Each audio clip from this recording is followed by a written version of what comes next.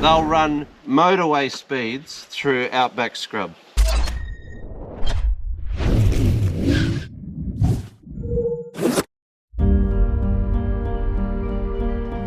Where are we off to today, Rodney? We're down to the final 1,500 kilometres of our 6,000 kilometre mission across Australia. It's been massive to say the least.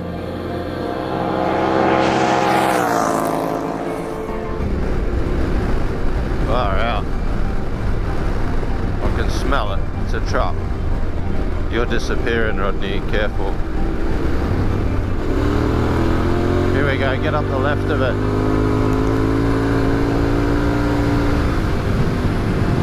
He's pulled over a bit.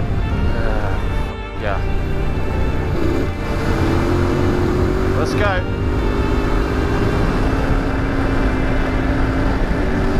It's like he doesn't want us to pass.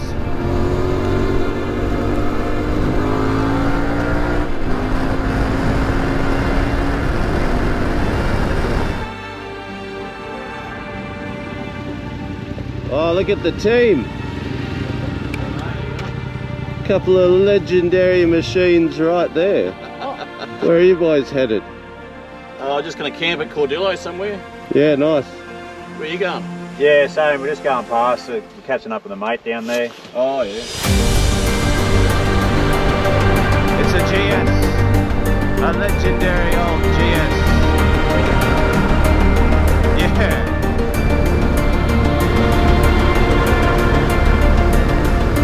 Champion. Thundering along.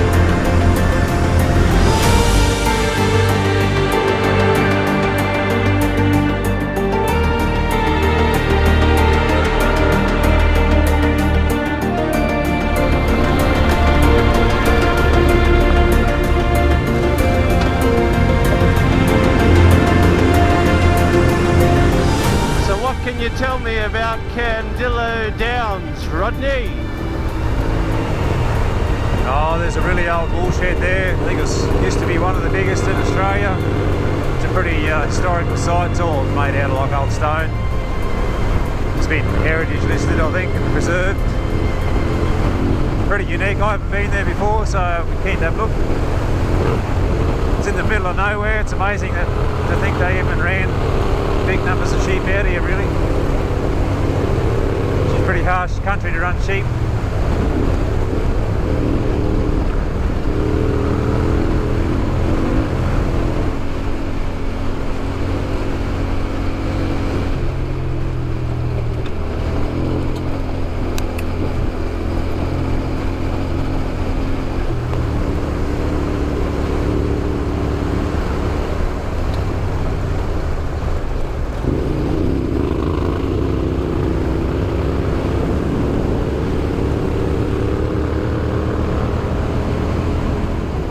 Cordillo.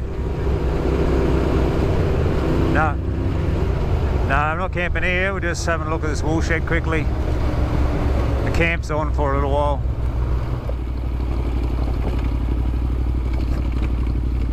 The woolshed, built in 1883, is part of the Cordillo Downs station and is the largest woolshed of its kind in the world. In its day, Cordillo Downs ran 10,000 sheep out here, but with drought, depression, and unsustainable sheep losses due to dingo attack, Cordillo shifted to running cattle in 1942. Look at that landscape.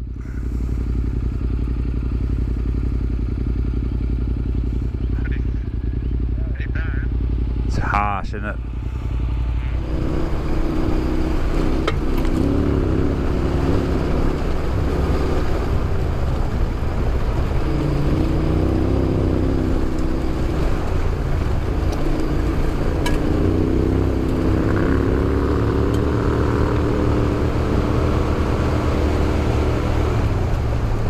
So Rodney's organised to meet up with his friend for an outback pit stop.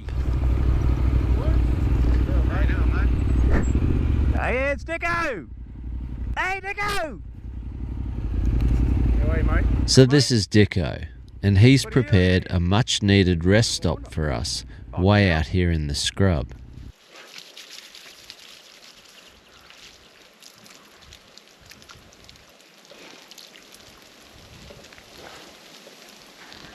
Splash and dash, Ben. Team Dicko. Team Dicko. Superior desert support. It was fantastic.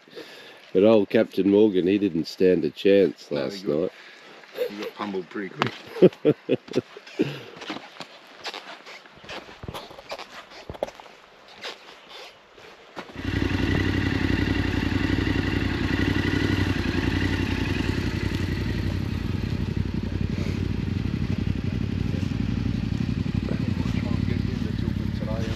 Nice to meet you, Archie. Good to meet you. Yeah. Thanks for a great night. No dramas.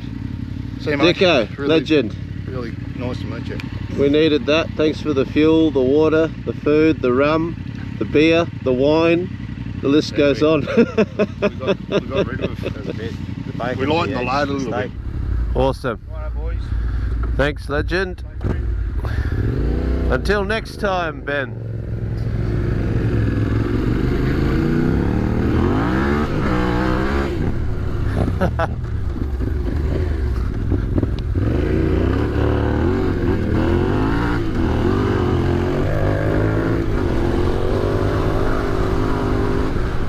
Which way are we going?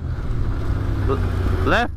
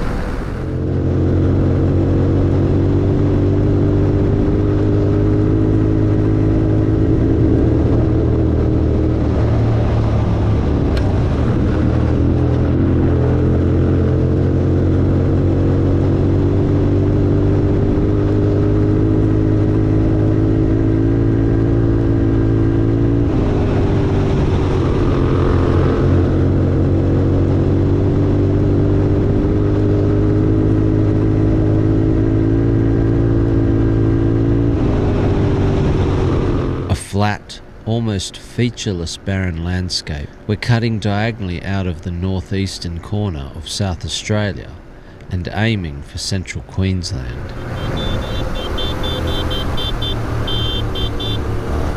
We're going to have a battle. Big red.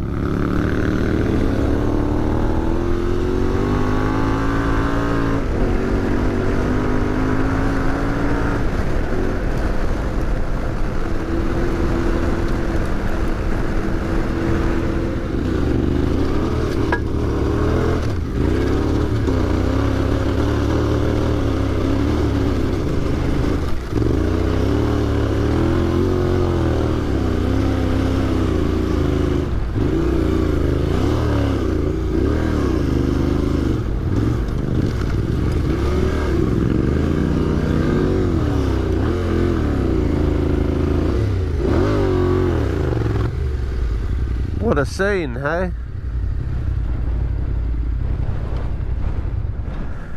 Where are we, Rodney? Just out of Windora, downtown Windora. We're gonna get some fuel there, eh?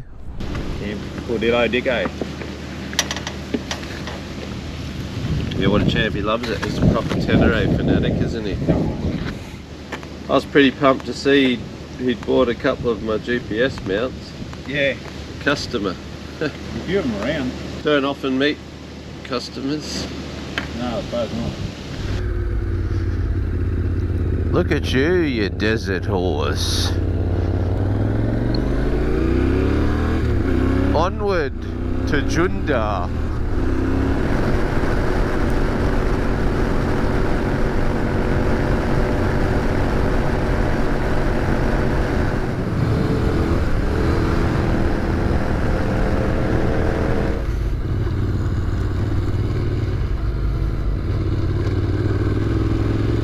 One more day to go on this massive adventure, and what a time it's been with my old mate Rodney.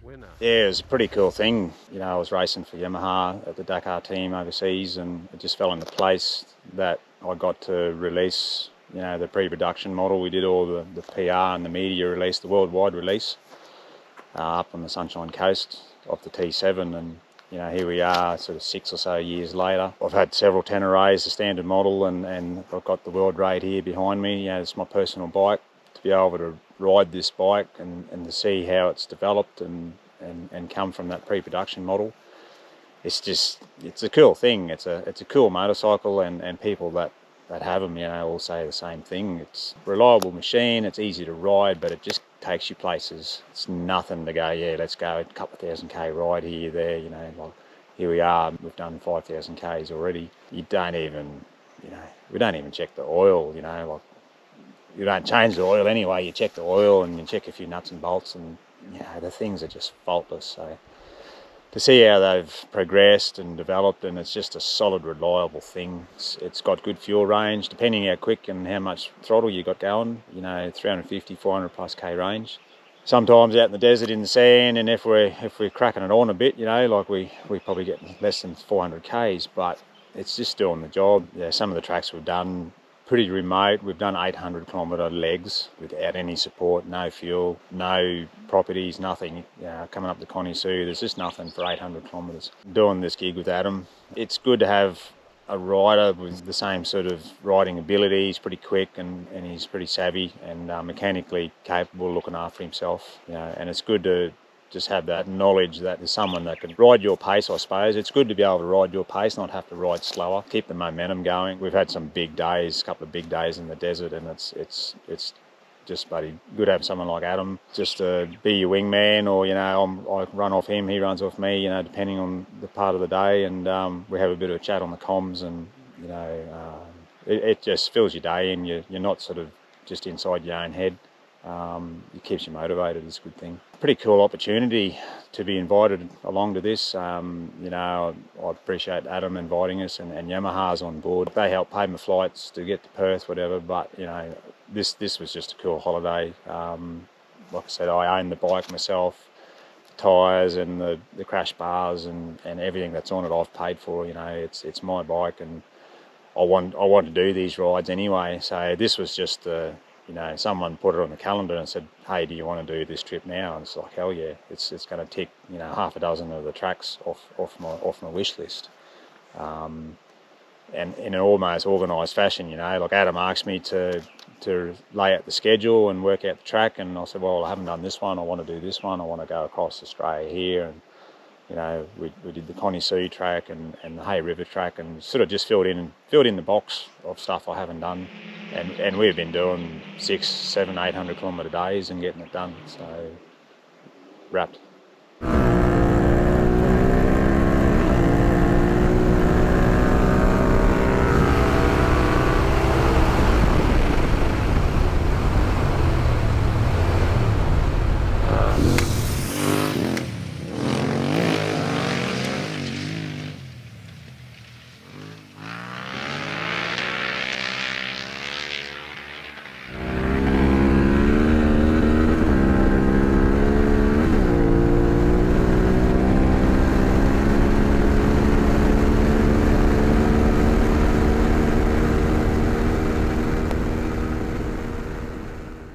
Few hundred k's from Townsville, mate. I think the machines and the gear we've been running have proven their worth. Like, we've beaten the shit out of everything, and I'm impressed. From tyres to suspension, the engine in these bikes. There's never any doubt about the engine, is there? No. You don't stress the engines. No, they... Even when you are trying to stress them and you're lugging them in second and third gear in the dunes, they're not stressed. And that was impressive. Like, we didn't see that coming, but we ended up in those dunes in the Simpson, and it just so happened to be the hottest day on record in that region for August, and we were chugging third gear June after June after June in 40-degree heat. They never detonated, they didn't drop one drop of coolant, and pulled us out of there, you know. And there's shit, everything else we've been doing up to that point. I'll be honest, mate, there were some sections there we were sitting on rally pace for a long time, you know, like sure you probably go faster again without the luggage, but the chassis, the suspension package, just the overall handling of these bikes, we were never riding above our head anywhere. No, that's right. Nothing fell off, nothing broke, tweaked. Like it just held together, and check the oil occasionally. Man, I haven't even looked. I do, I check mine. I own mine. I haven't even looked, but... See, I own mine. There's Well, no oil in it. she's perfect. It's sitting exactly where it should be. But yeah, not a bolt. Like they don't even seem to vibrate any bolts. So No. do they? And that's the thing, right? That is the thing. 7,300 Ks I've clocked, and this bike, for my audience, have pretty much seen every kilometre I've done on this bike, right? It's just to do with a filter plate, which is at running temperature, but it's just getting sweeter. It doesn't change from here.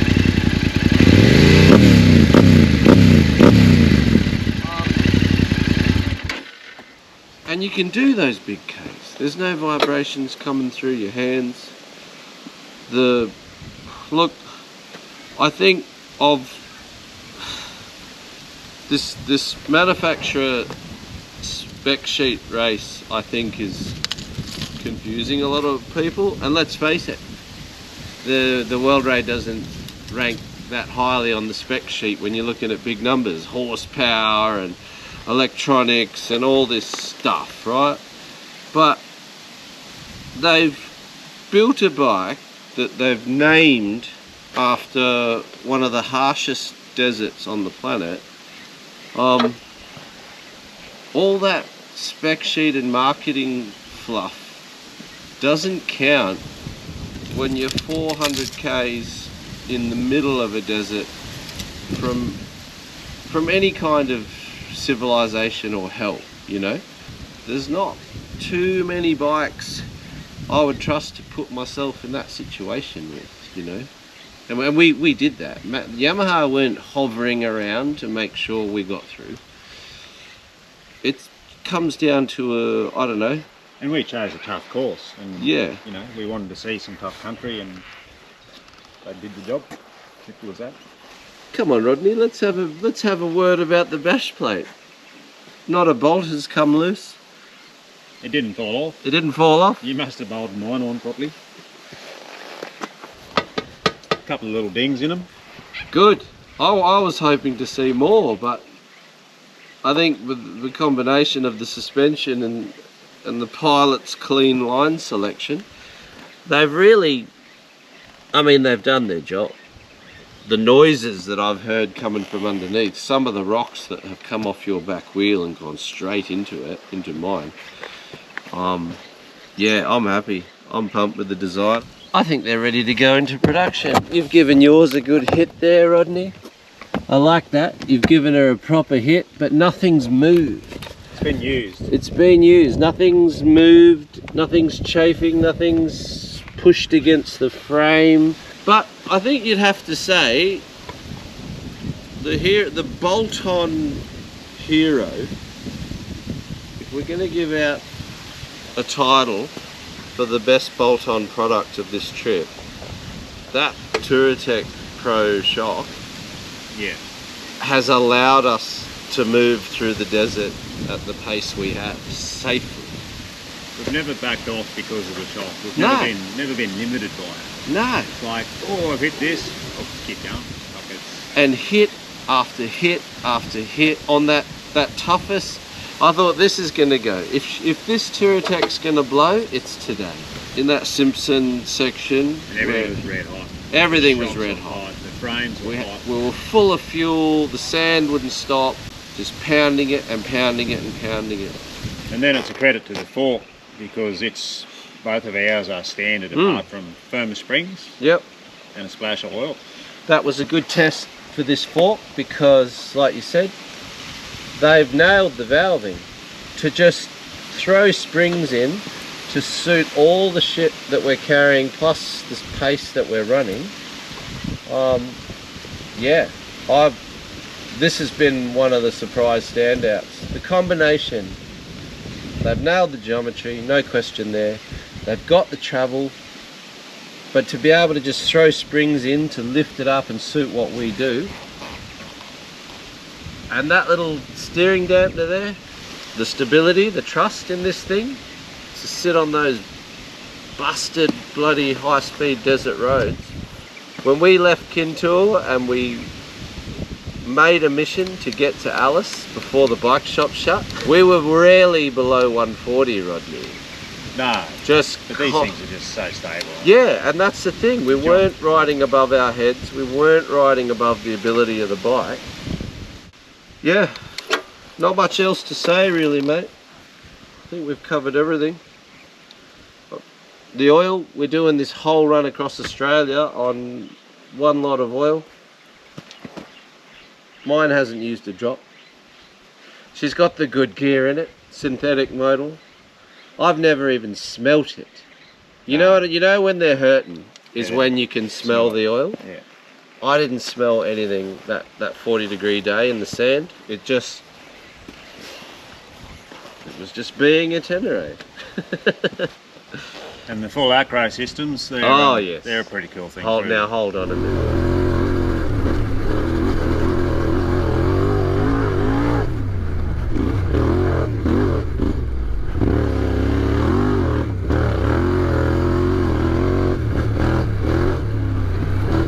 I'm happy for Yamaha that these bikes have just done their thing. You know, like there's probably 2 other manufacturers out there, models out there that I would confidently take on a trip like this. But right now, yeah, these things have proven themselves for anything. Yeah, there's never been doubt. Like I've ridden the standard one across Australia, done 8,000 Ks on one. This trip will be over 7,000 by the time I get home. Yeah. And there's no doubt. No. They don't fail. No. There has not been a glitch, a nothing. With turn the key, hit the starter, running.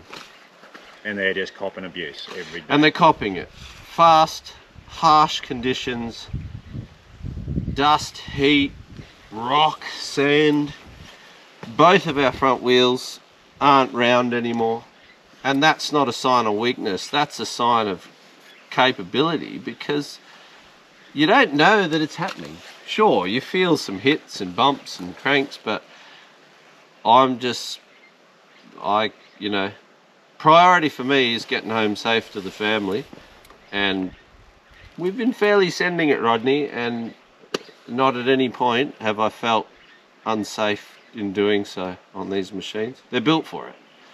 They'll run motorway speeds through outback scrub, which is pretty crazy, really. You cover some desert pretty quick. Yeah, you just get it done.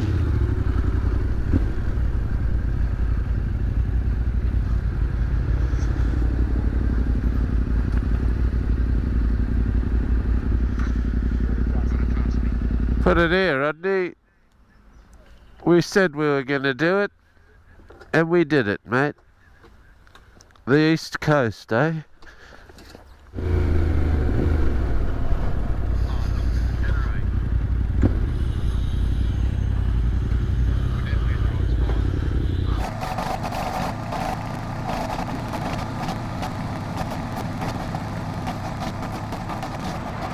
Over 6,000 Ks.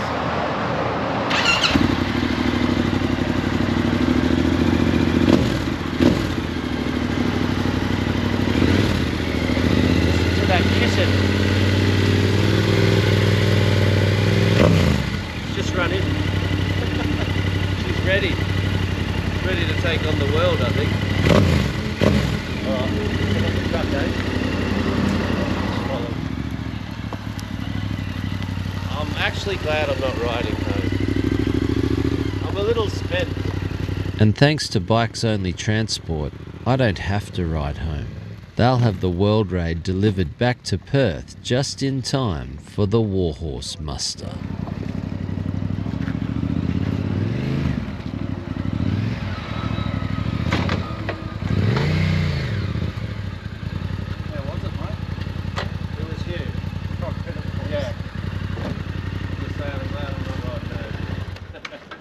So how to go with the 32 litres extra on the back? Yeah, well, pretty much that, and these 4 bladders full through the Simpson. Yeah.